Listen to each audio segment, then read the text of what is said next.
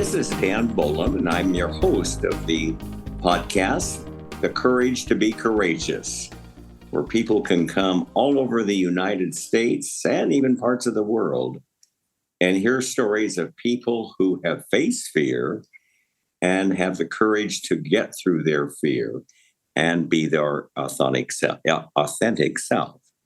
I want to make a couple of comments. First of all, I want to thank all of my viewers and the nice comments you've made on my website.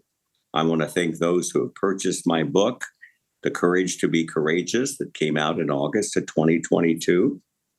The reviews on Amazon have been 5-star rated. What's interesting is at least half of the views have come from our heterosexual allies, people that have had fear in their life, and they've used courage to get through it. So I want to invite those who are our heterosexual allies to check out the book. I think you'll find it inspiring. I think certainly you'll find it vulnerable. And I believe you'll find that it'll help you in your own life if you've had any fear in your life, which is common for all of us, and the courage to get through that as well. So I want to encourage all of you to purchase that book. I don't think I've mentioned this on my podcast, but all the profits of my book go to support 3 LGBTQ plus communities. Outright International. The Outright International organization is the only organization that has access to the United Nations that are fighting for gay rights worldwide.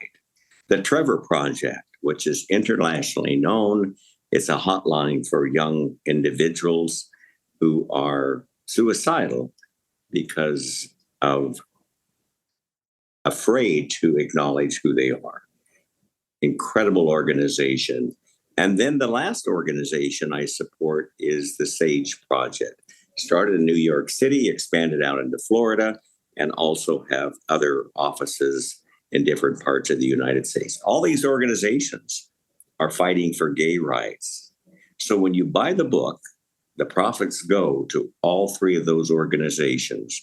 I divide them up equally to all of them. So if you don't want to make a contribution, buy the book, and in a sense, you do make a contribution because it's to our community and also to the community of humanity. So I just want to thank you all for your wonderful reviews. I hope you're enjoying my podcast. We're planning to get one to you almost every week. And I have a great guest today who we're going to introduce to you. I think his story is fascinating. I think it's also complex, as we're going to talk about. It's Dave Matheson. And Dave Matheson, I'll just tell you a little history, and then I'll let Dave take it from there. Dave was a LDS member, went on a mission for the LDS Church, graduated with a degree from BYU in psychology, and ended up becoming into what many of us are familiar with, conversion therapy. But Dave is going to explain the difference of what we think about conversion therapy and what conversion therapy is from his perspective and his view. So, David, welcome to our show. I'm so glad to have you with us. It's a pleasure to be here. So tell us a little bit about your history, where you knew you were different. I know you got married and had children. So tell us a little bit about your history, David. Okay. First, just a brief correction. My degree was in counseling guidance, not psychology. Oh, I'm sorry. Okay. Thank you for correcting me on that. Place, though, which is doing psychotherapy with clients. Yes, as you said, I was born into an LDS family, LDS meaning Church of Jesus Christ of Latter-day Saints, raised in that religion, and noticed that, or I felt a sense of something being different about me really young, probably age 5, 6, 7 years old. Did not know what it was. I felt different from other boys, but had no clue what that meant. This was in the 1960s. Well before there was any such thing as gay rights that was, known or talked about on a large scale. I'd never heard the term gay. I'm not even sure it had been really coined or was widely used at that point. in my teens, I began noticing that I was very interested in other boys. I was envious of them. And I noticed that when I had sexual fantasies, like masturbation fantasies, I was thinking about boys. I wasn't thinking about girls. But that didn't mean anything in my head because I didn't have a reference point. I didn't know that that made me different from anyone else because no one, in that time talked about what their masturbation fantasies were about. I had crushes on girls as early as elementary school. And then, in high school, I dated girls. I felt like I was in love with them, had romantic interest in them, enjoyed kissing them. That could be arousing to me. And so I just thought I was a straight kid. When after I served my mission, I felt a real strong desire to not be alone. And in my mind, it was clear that I was going to get married. And the only option for that in my mind also was to marry a woman. There was no gay marriage at that time. I mean, this is now in the early 1980s. And so, again, it never entered my mind that I might be gay. But then not long before I got married, maybe a year or so, I had an experience where I realized, and the wording of what came to my mind is actually important here. I realized, and in my mind, I said, I could be gay if I wanted to. So you thought it was a choice. You thought it was a choice. I thought it was a choice, right? Because again, being raised in a religious household, a religious community, gay was just not an option. It was not a thing. It was a sin. It was spoken of in the darkest, most homophobic terms. A few of the leaders of the church, the LDS Church, the things that they wrote and said about homosexuality would now be considered hate speech of the darkest kind. I mean, they were vicious in the way they talked about people like us. And so obviously I wasn't gay because I obviously wasn't that kind of reprobate. I wasn't going to commit any crime against nature. And so, and I just didn't really think about it. It was just obvious, quote unquote, that I was going to marry a woman, which I found a woman who was quite amazing to me, very attractive. I did fall in love with her in my way. Now that's important, meaning she's attractive. I want to get married. We share a lot in common. Therefore, we'll get married. Looking back now, I realized I was in love with her in the way that I now understand what it means to fall in love with someone. But of course, again, I had no reference point for that. So we got married. And in my mind, I believed, and this was encouraged by some of my ecclesiastical leaders, I believed that if I got married and started having sex, because I was a virgin, of course, because I was a good Mormon, that if I started having sex with a woman, my homosexual inclinations would disappear and I would just go on through life being a straight guy. And that did not happen. What did happen was that I enjoyed straight sex a lot, and we had a lot of it. So, and again, that encouraged me to believe that I was actually in my heart a straight guy, but I continued to have strong attractions toward males. About a year into our marriage, I realized it was not going away. I had not told her about those inclinations because I didn't see a reason to, and probably was encouraged not to, but I'm not sure. So I told her, hey, I'm attracted to guys too. She probably figured this is no big deal because we're having a lot of sex and it's working. So, okay, I'm in support of you. Let's just keep going, which we did 6 years later-ish. It was pretty strong, the attractions to guys, disturbingly strong. I was still heterosexually functional. That was working still, but the attractions to guys was really strong. I found a therapist who although he wouldn't acknowledge that that's what it was essentially conversion therapy, in that he was trying to help me encourage the straight side of myself, helping me feel more masculine, which truly was an issue for me. I did not feel masculine, didn't feel like I fit among other guys. I began taking part in an organization called Evergreen, which is similar to, if anyone's familiar with Exodus International, or if you're Jewish, the organization would have been Jonah. It was essentially a conversion therapy oriented organization to support LDS people in trying to refrain from homosexuality. Well, let's see if I understand that right. Evergreen was really associated with the LDS Church. And it was part of what they, see if I have this right, Dave. It's part of what they thought would work to help LDS guys convert to being straight. Not really, not quite. So Evergreen was set up by LDS people outside of and without any help or encouragement from the LDS Church. Okay. In fact, the LDS Church wasn't too crazy about Evergreen. They really kept at least an arm's distance from Evergreen for many years. Eventually, they kind of almost took over Evergreen and then destroyed it, which is its own whole story. But during those days, it was a rogue thing. It was just us guys needing to support each other because we didn't have any support. But yes, the idea was, hey, if we do certain things, our straight side will grow, or we will grow a straight side. And that just, over the years, we gradually realized that didn't happen. So it was helpful, however. It gave me community. It brought me out of shame.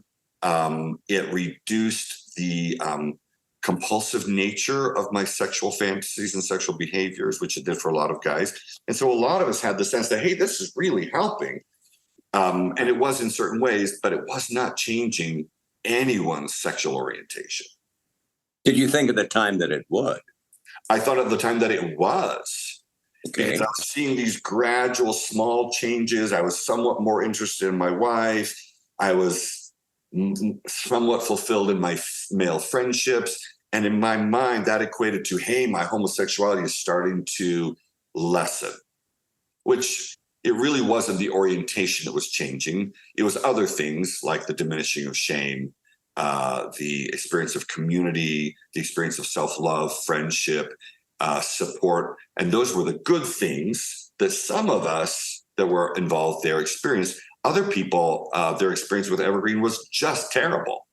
And so it's a very mixed bag. For me, it was great.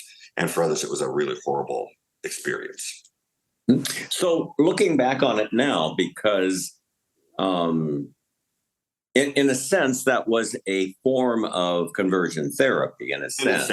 Yeah. But you say, in what way was it great for you, but not great for others? Why do you put that tagline for you on it? Okay. It's super important. So every person is a completely different human being, obviously. Okay, right. So first of all, sexual orientation is different for every person. I was genuinely at that time bisexual. And so a bisexual person who has a sexual outlet, who has a wife with whom he's having gratifying sex, they, like me, experience their homosexuality in a really different way from a person who is not married, who has no heterosexual inclination whatsoever. And so those people tended more to feel like this is BS. This is a sham. This doesn't help me at all. They're trying to get me to do these things that aren't helping. I don't want to learn sports. That's garbage. And so, other people just had terrible experiences with it. The interesting thing, which I realized in hindsight, was most of the people who were leading it were people the people who were leading it were people that it was working for. And many of us, it was working for us because we were bisexual as opposed to being gay. So that question? Yes, I think it does. I think it does too. But do you think, though, Evergreen organization, even though you're bisexual, you were getting some things out of it? Sure. Do you think, in essence, though, it was really repressing your homosexuality, which was what you hoped it would do, but that didn't do that for you, did it? Well, it kind of did. And for a lot of guys, I think it repressed their homosexuality. And some guys, I was like, yeah, that's what I want. I just want to be celibate. And so if you imagine a guy who has a very low libido, low sex drive, sex is not that important to him, and his membership in the church is the most important thing in the world to him, he feels grateful for a way to, talk to other guys about his problems, stop his homosexual behavior, and that feels good. But if you think about another guy with a high sex drive, who really wants to be in a relationship, and this organization is telling him to stay away from that sort of thing, that's the kind of person for whom it was really damaging. But in both cases, it didn't change their sexuality. In no case do I believe it changed it. In no case. Orientation, yeah. And I know that there are a few people here and there that say, yeah, my sexual orientation changed. I kind of doubt that they're telling that they know. I think that they probably feel like it did. Did your sexual orientation change? Okay, a little bit. Not from Evergreen. There was a therapy that I went through many years later, and I'm not even going to try to describe it because it'd be way too complex. But that therapy ramped up the heterosexual side of me. It did not stop the homosexual side. It just intensified the heterosexual side. And so during that time, I'm like, wow, this is great. I'm really changing now. And so by that time I was a therapist, and I started incorporating that into my therapy. Looking back now, I realized that it was doing certain things to bolster my heterosexuality, but it wasn't doing any of that for guys that were gay. If you were bi, it helped. If you were gay, it didn't help at all. So are you a bi or gay? Well, during most of my life, I was bisexual. Okay.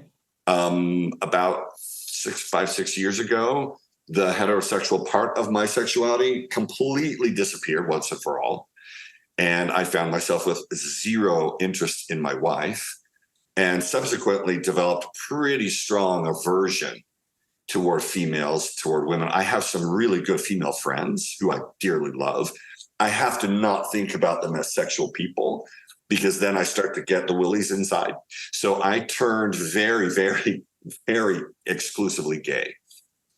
Mm-hmm. At about age 57.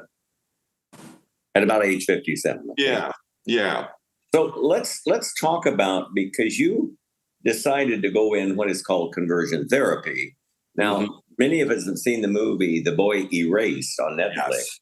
Uh-huh. And that is an example of conversion therapy and the damage that I see that it's done. And I know several who've gone through it, and it's done a heck of a lot of damage to them.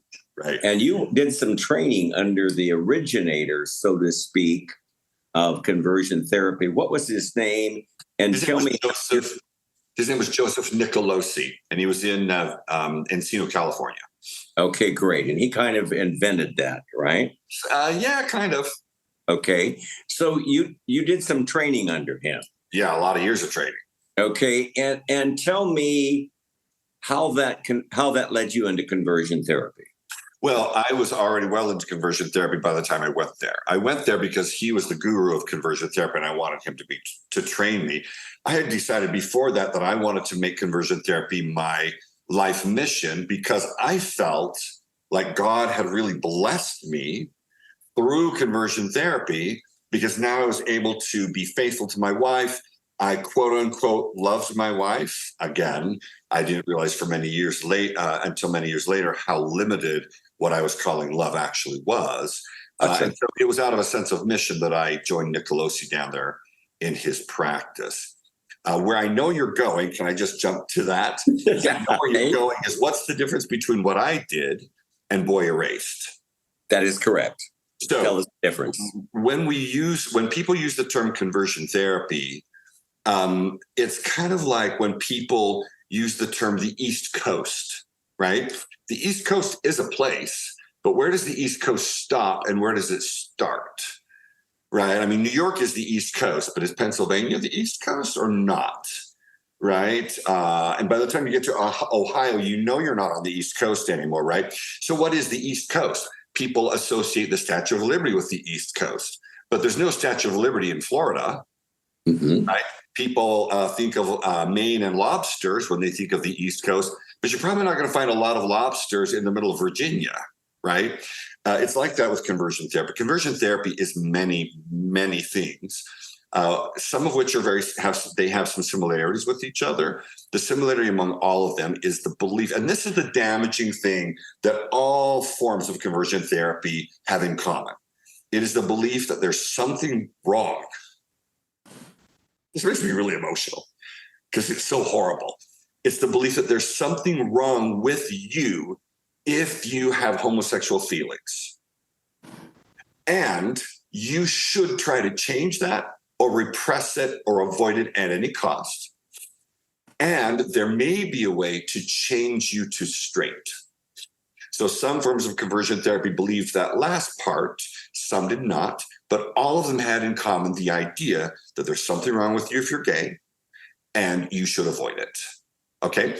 But Boy Erased was a religious organization. It wasn't so much psychotherapy as it was religious propaganda, ideology. If you look at the movie and believe what's in there, which I think is probably pretty accurate to what really happened, they used some pretty horrendous methodologies to try to, extract the homosexuality out of the people.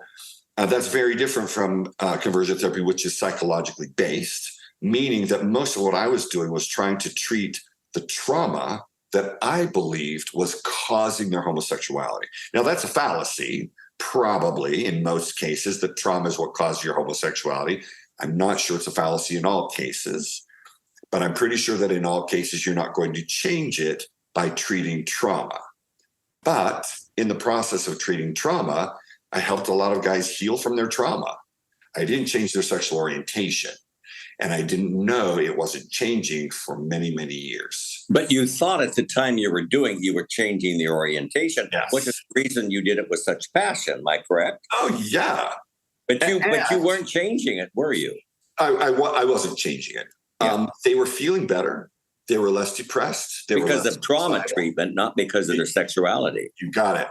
That's exactly right. But in my mind, what you need to understand is a couple of things. One, I was ideologically driven, in other words, religiously driven. I truly believed God was going to, over time, reveal to me the answer to homosexuality, right? And so I was very patient and took years and years and years trying this, trying that, and trying the other, finding that people, their lives were improving, and sometimes their sexuality was becoming less intense, which just means that the compulsivity was down, the addiction was maybe less, the trauma that may have been associated with some of their sexualities, stopped, giving energy to that. So there were improvements, and I mistook those improvements for thinking, yes, something's changing in their orientation.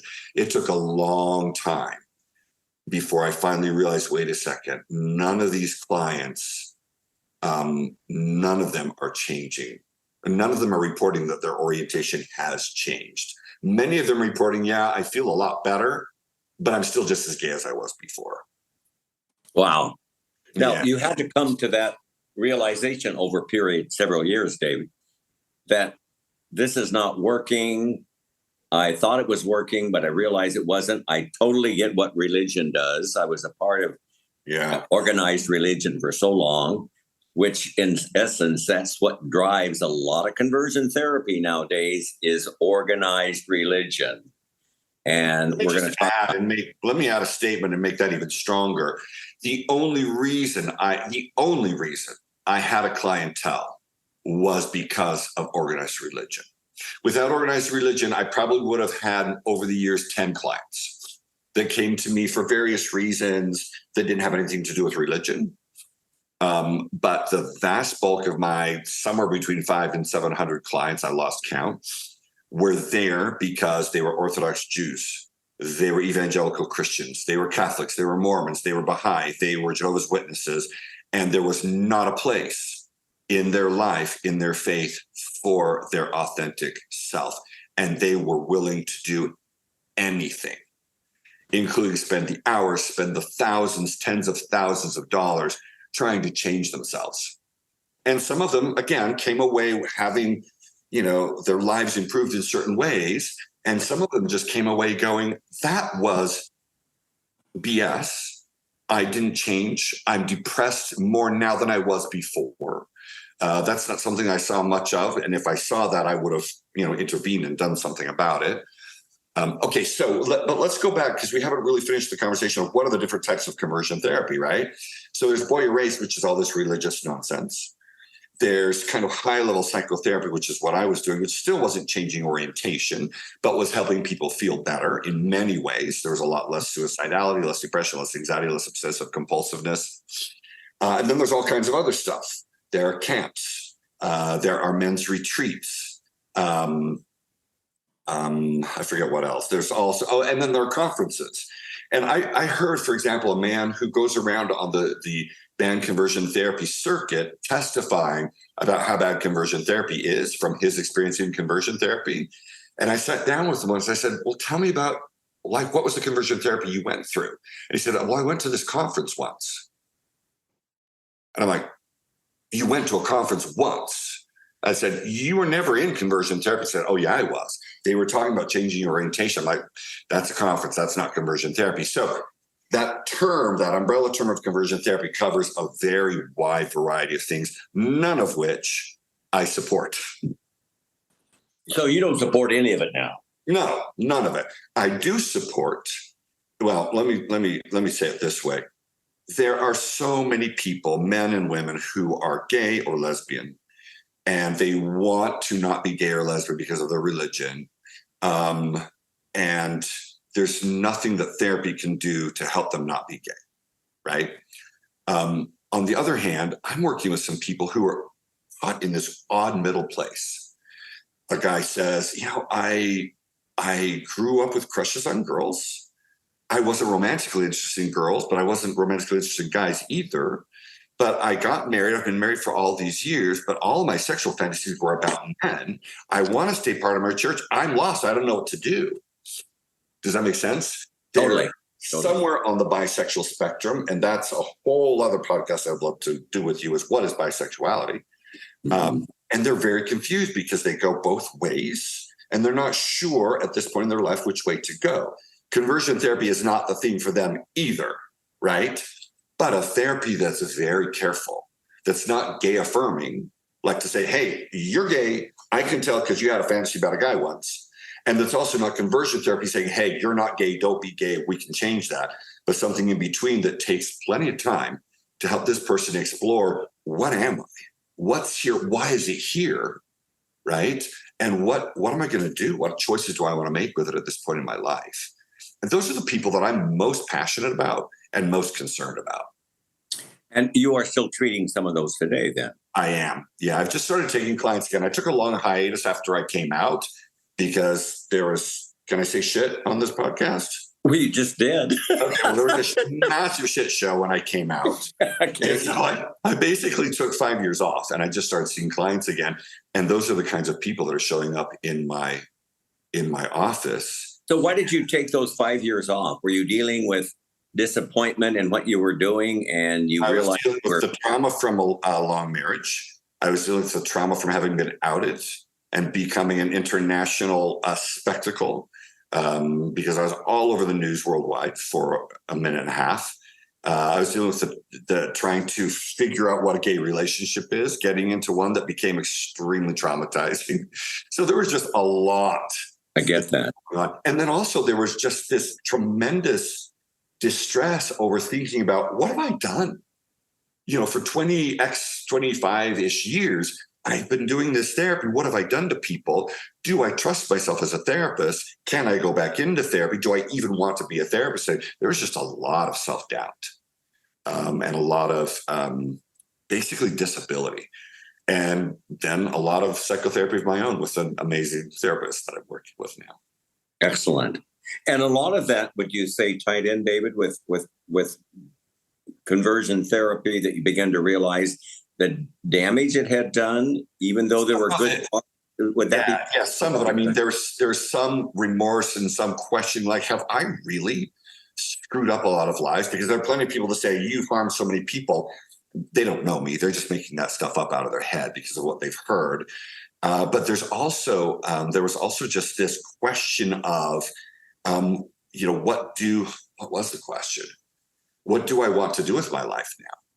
But I think there was also just a tremendous amount of fatigue. Think about it this way. I'm working for 20 plus years, working with men who have, most of them, tremendous amounts of trauma. Many of them also have psychiatric disorders, obsessive compulsiveness, anxiety, depression, suicidality. Many of them are in mixed orientation marriages that aren't working very well. And on top of all of that, I'm working with all of that, and I'm also trying to change their sexual orientation, which doesn't work. So it felt like year after year of pushing this stone up a hill. I was tired. Oh, it was rolling back down on you. Yeah, it just kept rolling back down on me. So I was just really tired. Now let's talk about the suicide rate Yeah. of those that have gone in conversion therapy. Now I know it's substantially higher than in even in the gay community that have not gone through it. Certainly higher than the heterosexual community. Right. And I think you made a comment when we did a conversation on this, the prelude to it, that they don't know whether the suicide came before the conversion therapy or after the conversion therapy. Yeah. But would you say overall though, and let me kind of preface the reason I'm asking this, Dave. I know what religion does to people. I was an elder in the church. I was in a very restrictive religion. And I know that I didn't go to conversion therapy, but if I knew, and I went through a lot of trauma in my marriage and through my divorce, I can see where if I said, "Oh my God, I got to save my church, I got to save my marriage.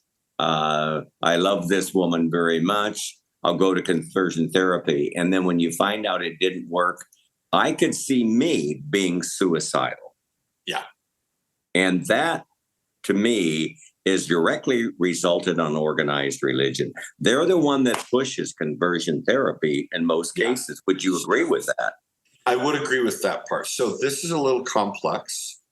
The clients that I've been able to reconnect with after I came out, which is not a lot, but a few, several, when we talked on the phone or at a coffee shop or whatever, they often said, the therapy was actually really helpful to me.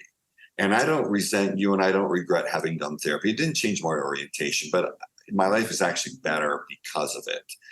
Over the course of the therapy, those people came to peace with the fact that their orientation wasn't changing.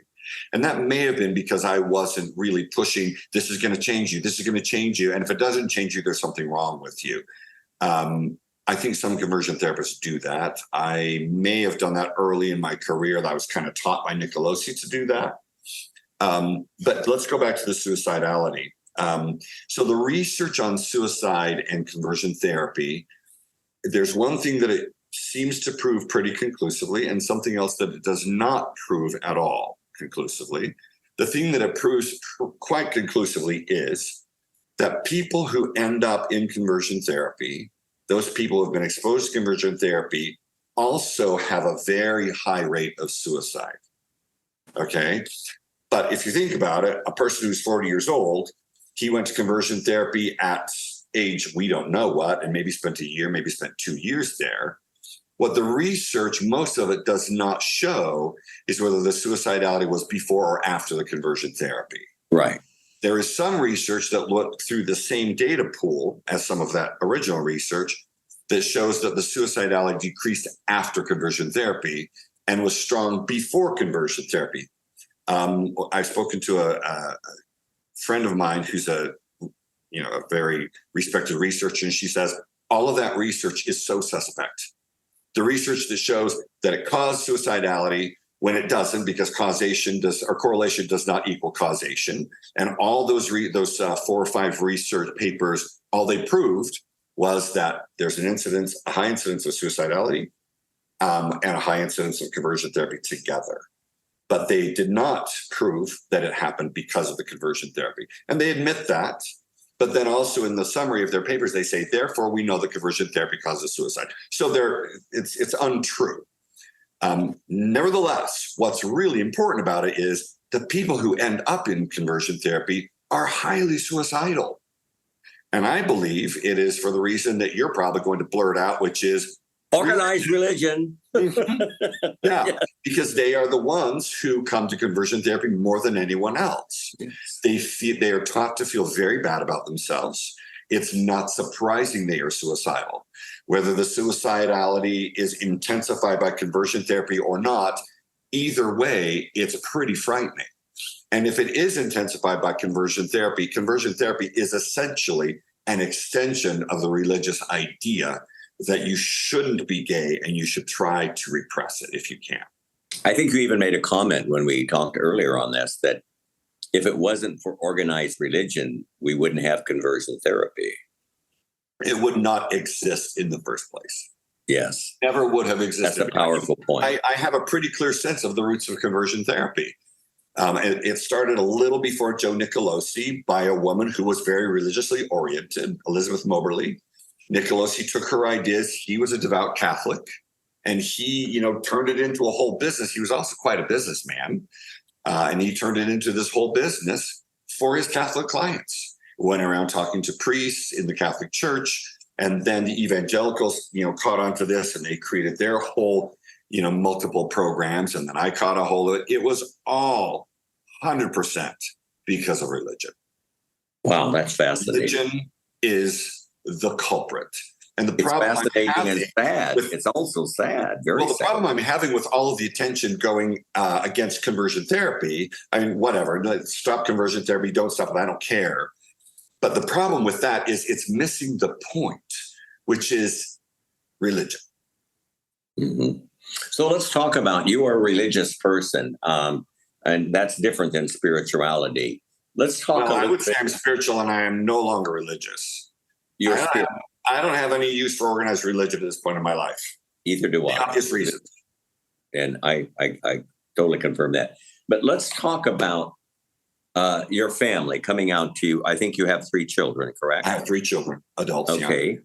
And talk about coming out to them. And they were able to see their dad, their father, married to their mother. How do they accept you today, and knowing that you're gay, that you also have a gay partner in your life? How did that work? Tell me how you got to that point with them. Okay. Well, first of all, they knew what my career was from the time they were kids, because I was always involved in this from the time they were very, very, very little. And so they grew up with a dad who's involved in this homosexual thing, right? He's involved in this organization. He works with gay clients. Every once in a while, they would meet people that I knew who were gay. So they were around it all the time and grew up with no homonegativity, no homophobia whatsoever. But they didn't know you were gay, though. They didn't know I was gay until they were teenagers. And then I told my daughter when she turned 18, my sons were a bit younger, and I told them when they were 18, 19. And they were like, oh, okay. And one of my sons, actually, when I told him, he said, I'm surprised that I'm not surprised. And then that same son, years later, when we were talking about that I was divorcing his mother, he said, Dad, we're actually all glad that you're getting divorced, because they could see the marriage was not good anymore by that time. But that had to take some courage on your part to come out to your kids, even though you knew they would accept you, but it still took courage on your part. Yeah, I mean, it did. That's not the most courageous thing I've done over the last 25 years. Yeah. But it's. I mean, yeah. I appreciate you saying that, because it is true. I think what made it easy, one of the things that made it easier for them, besides being raised with the idea of homosexuality as being an okay thing, yes, was that they all one by one left the LDS Church before I came out. They were very disaffected from Mormonism. And so by the time I came out, they're like, okay, that's cool. We love you. You're a great dad, whatever. And then they've been extremely supportive of me and my partners. I've had kind of 2 partners, and the one I'm with now, I've been with for a little over a year. And they're just really loving and really supportive. They're just great kids. So. Mm-hmm.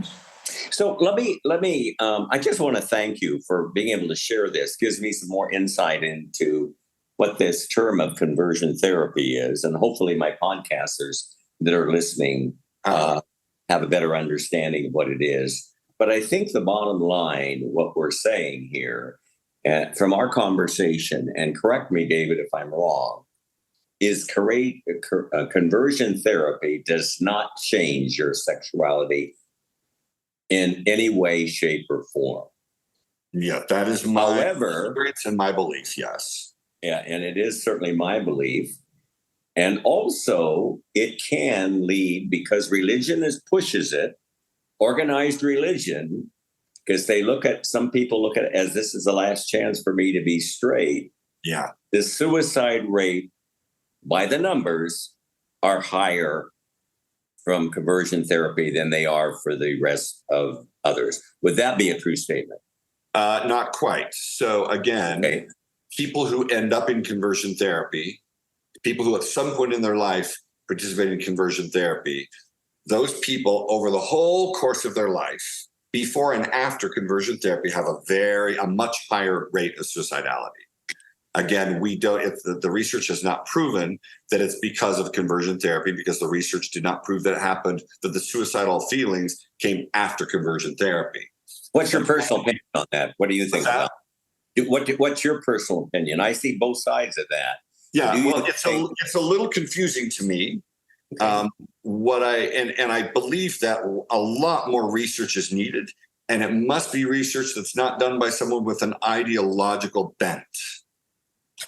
And I'm actually involved with someone who's doing that kind of research right now, and I'm really excited to see what it shows us.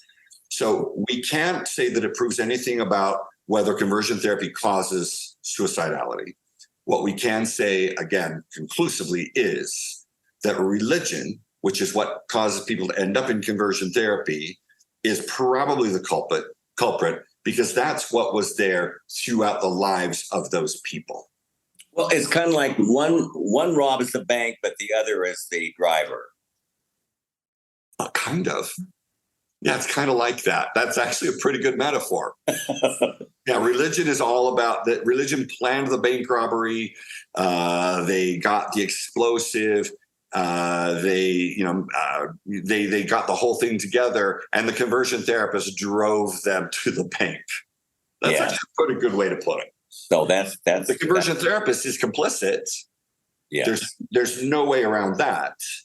But he's not, necessarily the guy that spearheaded the whole thing. I get that. I appreciate that. David, it's been such a pleasure having you, and I want to thank you for being on my podcast with me. And I think we're going to have you in the future as well. But I want you to. We're going to have listeners out there in all different parts of their life. Some maybe have been through conversion therapy. Some maybe even thinking about it. Some that may be in a place where they're feeling left out because they know they're gay.